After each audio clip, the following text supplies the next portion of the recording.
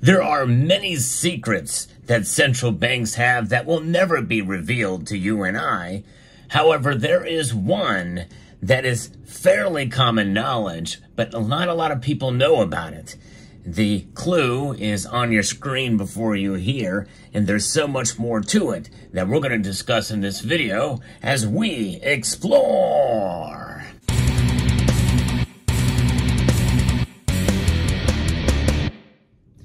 That's right, it's gold coins. Central banks hold gold coins, believe it or not. But there's more to it than just that. I'm going to talk a little bit about what that means. But first, many people have wondered exactly how much gold are in these central banks around the world. And yes, there are numbers that can be ascertained from the World Gold Council and the like, but some people question the validity of those numbers and how much gold is in Fort Knox, for instance. That's always been a question among Americans, and understandably so, and others too. Do we really hold the gold? But what form is it in? Most of us understand that they hold gold bars. We've seen many images and pictures, not only of the U.S., but other central banks around the world, but they also hold coins. But what else do they hold? Well, they also have held, and it's been a secret until much later, very important documents have been held in the Fort Knox, for instance, has held the Constitution, the Declaration of Independence, the Magna Carta, among other artifacts as well. Important things, and who knows what's in there now that we aren't aware of, that they're not telling us about. But let's talk a little bit about the coins that are inside of Fort Knox, because I think most of us can relate to coins. There's a piece by Patrick Heller that talks about this. I think it is really interesting to see what could be there, and especially that could be rare that's there. Many experienced numismatists are aware that salvage technology has advanced to the level where even more shipwrecked coins and bullion hoards are being recovered. The number of such recoveries is becoming so great that it is really difficult to make any one of them particularly attractive to numismatists or the general public. One of the cases is the Garasopa silver hoard that was discovered. That stuff could and still is found for relatively cheap, but other things as well too, even some gold coins.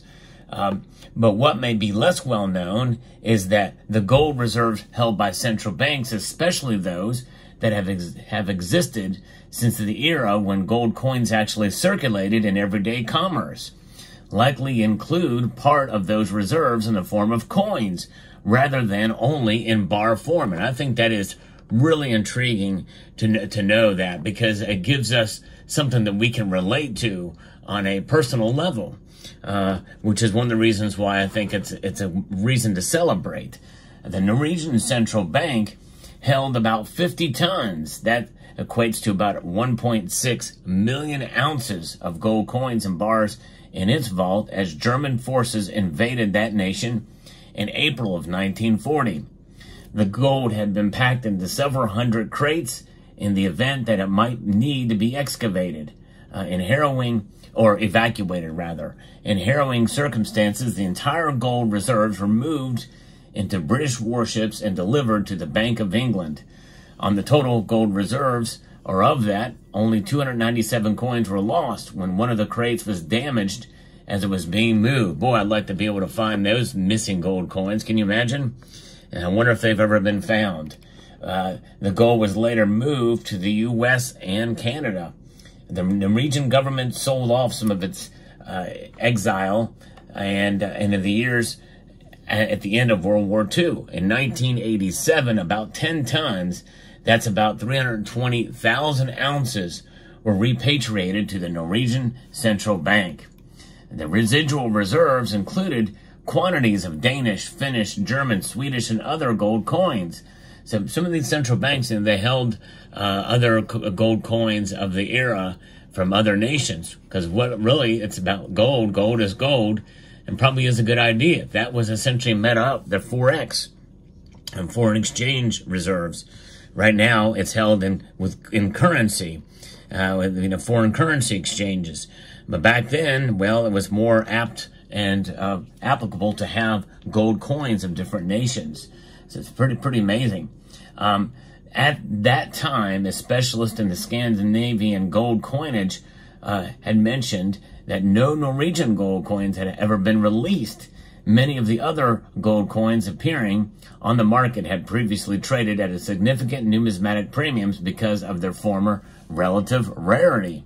So that is pretty intriguing, some of the numismatics. But imagine, a lot of these LMU coins, very, very common back in the day. And even now, these are restrikes can be had for really not a whole lot above spot. It's a great way to stack, I think, and very liquid and very recognizable.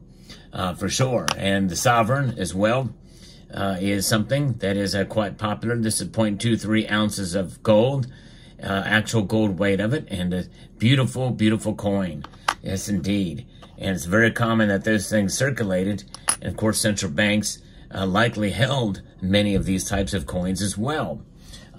When it became legal for Americans to own gold and gold coins, on December the 31st, 1974, central banks started periodically selling part of their gold reserves in the form of coins.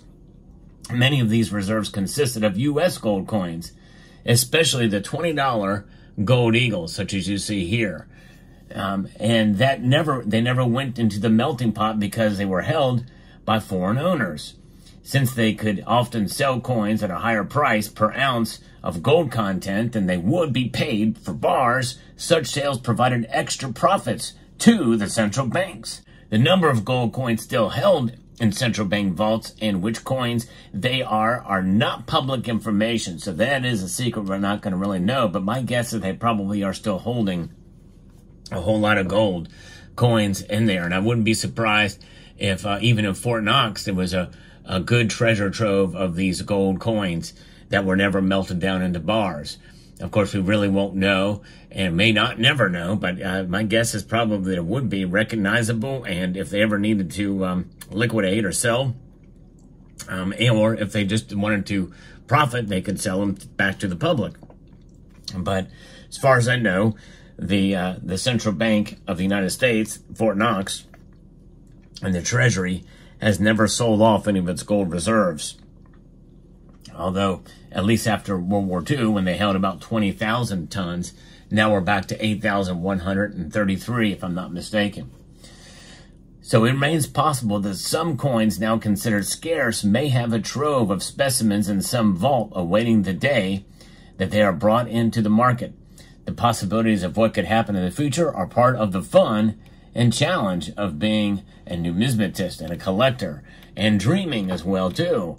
But it's fascinating to know that this actually was a thing and still is a thing with central banks holding gold coins. How were they held? Were they put in tubes?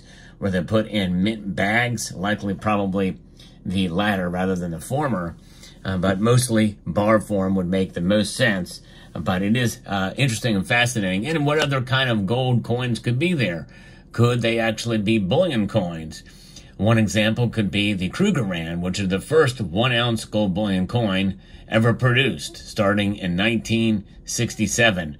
The Krugerrand, very, very, even to this day, is well recognized, but there was a point in time when it was the de facto gold bullion coin until the American Eagle came about in 1986.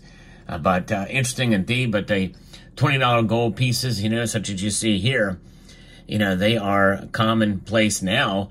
A lot of these were repatriated back from Europe and circulated, in numismatic circles and even graded. And a lot of these could be had for, not a whole lot above spot. Even now, with the spot price rising up, it's swallowed up a lot of the premiums that have been tied to some of these coins. And they are a piece of history and beautiful indeed.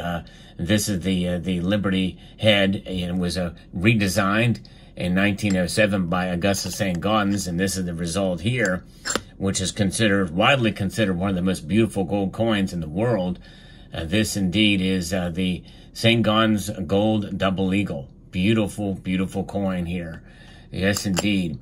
And so imagine, central banks do have a collection of gold coins, or a stack of them, and they could be considered the original stackers, indeed, especially back in the day.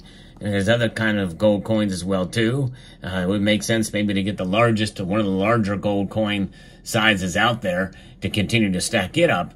especially this, very well recognized, over 1.2 ounces of gold in this piece here, and from Mexico, and relatively low premium for its size as well. So all kinds of different ways to be able to stack and hold precious metals, and gold in particular, in central banks. So there's where your secret lies. Pretty fascinating. I bet a lot of people didn't know that they held coins, and we just don't know as to what extent nowadays. And I would love to know for sure if the United States Mint, or I guess in the Treasury Department in general, have gold coins inside of the vaults. And maybe they have bullion eagles as well too. You never know what different kinds of gold that could be lurking inside of the central bank vaults around the world and in the U.S. Let me know what your thoughts are down in the comment section below. Hope you found this video informative. And if you enjoyed content like this, I hope you will consider sharing this video and pressing that thumbs up button down below if you find value in the content I provide here. So I would like to extend a multitude of gratitude to each and every one of you for taking the time to watch this video, and to encourage you to please rate, share, comment, and subscribe.